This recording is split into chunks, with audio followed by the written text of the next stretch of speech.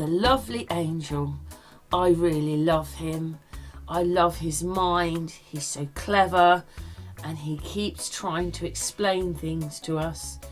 And he has explained this before on a couple of hangouts that I've had.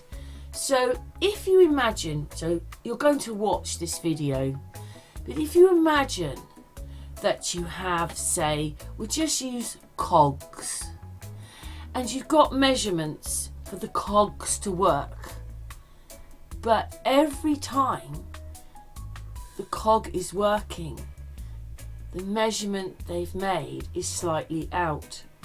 So what would happen with the cogs if the measurements are slightly out? The cogs won't turn properly. Now that's just an example. But if things aren't right, they won't work. Anyway, we're going to watch his little video, and thank you very much to my lovely angel.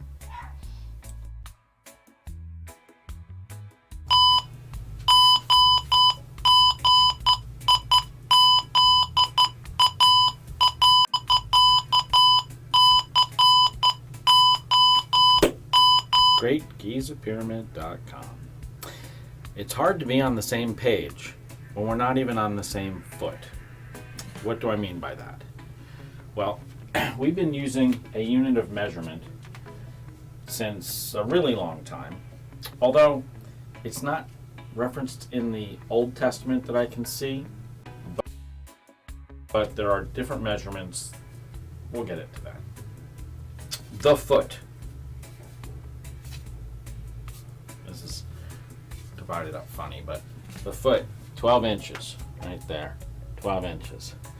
We've been using this as a unit of measurement for a really long time. Where did it come from?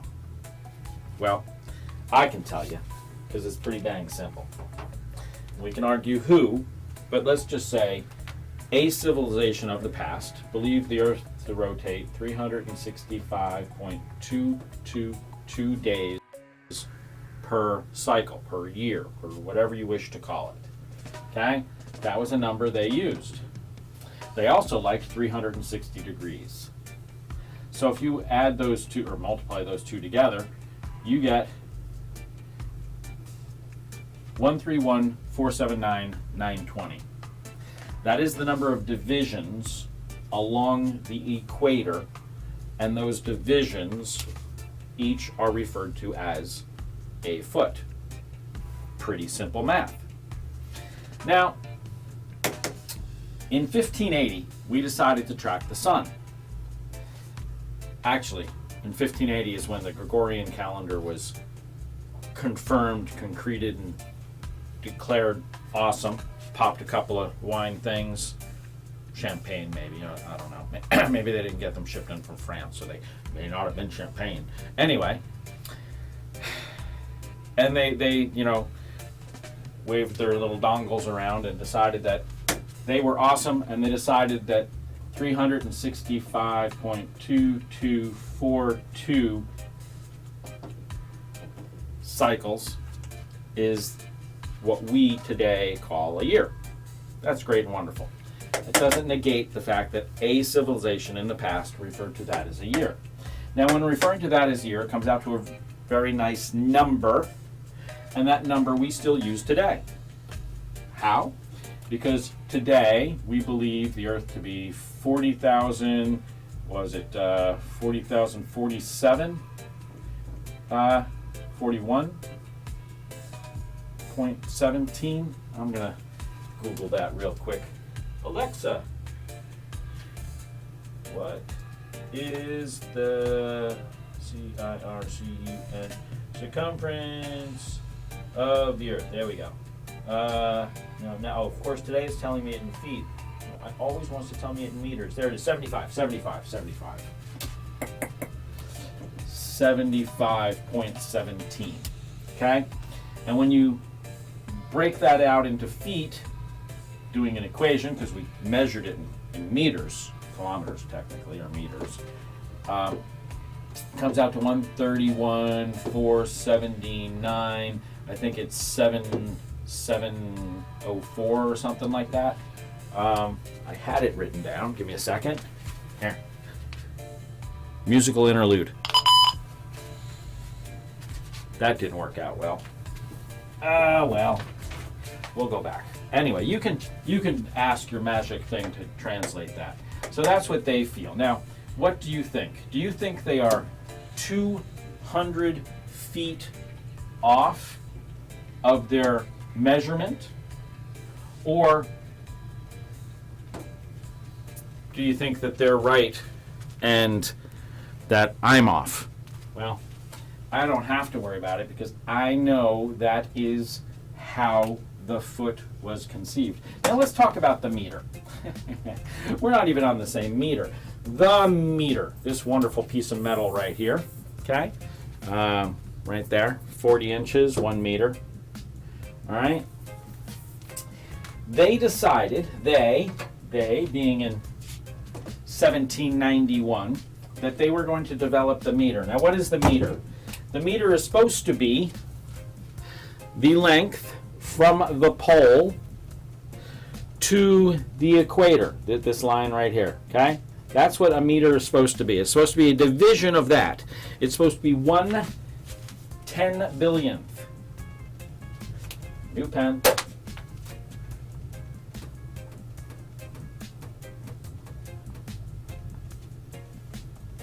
Is that 10,000? 100,000. Okay, 1/10 billion, or 10,000 kilometers. Okay, so that is what the length is supposed to be. Now, they decided, they popped their corks, they waved their dongles again in 1791. Actually, they popped their corks and stuff in 1799, if I remember my Google correctly.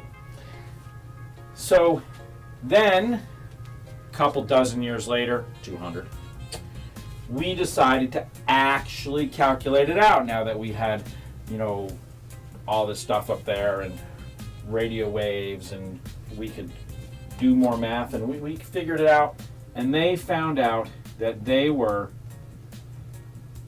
what is the number? Okay, in the meters it would be, here, let's do it in this way.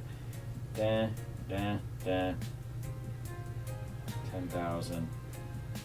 It is 1.7 kilometers off.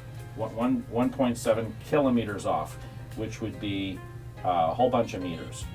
1,700 meters. Yeah, 17,000 meters. No, 1,700 meters. I don't know if that's okay. I'm not doing my math good today. I'm carrying my decimal points around. 1.7, yeah. So it would be, they were 1,700 meters off. What is that in miles? I don't know. Doesn't matter.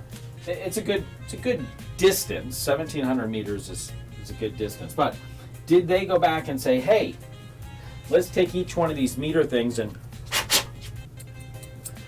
take 1.7 10 millions off of it? No. They said, we'll let it slide. Now, the problem with we'll let it slide is you're going to miss symmetry, which would be there because 479, 920 feet is the length of one linear equator. 40,000 would be another length for this same linear line, which means there's going to be symmetry at points, like right in the middle.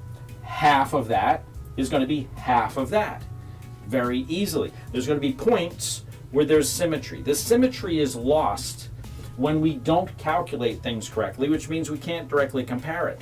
This would be a very easy comparison of that over that would get you the right rank. The same thing with qubits. The qubit is 1/800th of a arc time of transition. As the Earth passes across this equator, 1/800th of a second is a qubit, which winds up to be 22 point, what is it? It's in my paper. You can go to gotfoot.com. 22 point, I think it's 8 something. Okay, that is what they call the official qubit or the mega qubit or whatever. That is a qubit, although they're a tiny bit off because it's a very easy also formula. You take 24 times 60 times 60 times 800, and I think the number's like 46 something. It's a nice number, 46 and then 2 digits and then a bunch of zeros. You take that, all those, they all are equivalent. They are all the same measurement of the same line. And just like how this rule right here has different rules on it, even though it's the same chunk of metal, it can be measured in different fashions because this one has, ow, that was my face. This one has, as you can see on it, the different measurements. It's nice enough to break them down and tell me what they are. Man, that hurt. And you can measure the same length using different things, and there's going to be spots where like every 12 inches is a foot. Bam, there's a marker there. Every 280 feet is a mile. Bam, there's a marker there. There are things with symmetry. Now the feet and the mile, well, it doesn't matter. We'll get it. That's another story. But when we don't have the measurements accurate, we can't, when we get down to the minute levels, get accurate answers because we aren't using accurate measurements. So we can't be on the same page if we're not on the same foot.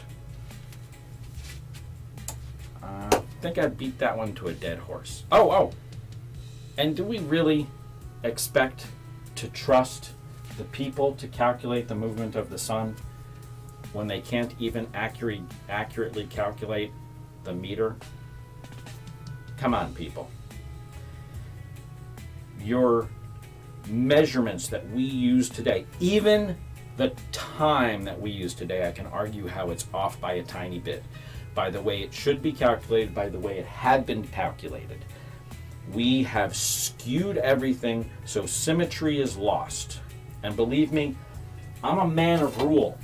I'm into discipline. I have a hat on my head and a beard on my chin. Hello everyone. I got this information from the Flat Out Truth Resurrection channel, and I wanted to share it with anyone who hasn't seen it because I thought it was pretty funny. This is where you can find the original video on the Blue Origin channel, and the timestamp is there as well. Anyways, we're going to skip ahead to after the capsule supposedly parachuted to the ground with his celebrity still inside. The big mistake was that the women inside prematurely opened the capsule, and the Blue Origin handler rushed over to the door to tell them to close it. Let's watch. Oh my God! I saw the stars. I saw the curvature of the Earth. You know what's going to come out of her mouth, but really her heart. And is that Jeff Bezos out there right by the capsule? Kind of hard to see. Then about 2 minutes 45 seconds later, Jeff Bezos goes up to the capsule with a special tool to unlock the capsule. Let's watch again. Good? Okay, here we go. Here goes Jeff Bezos to open the hatch.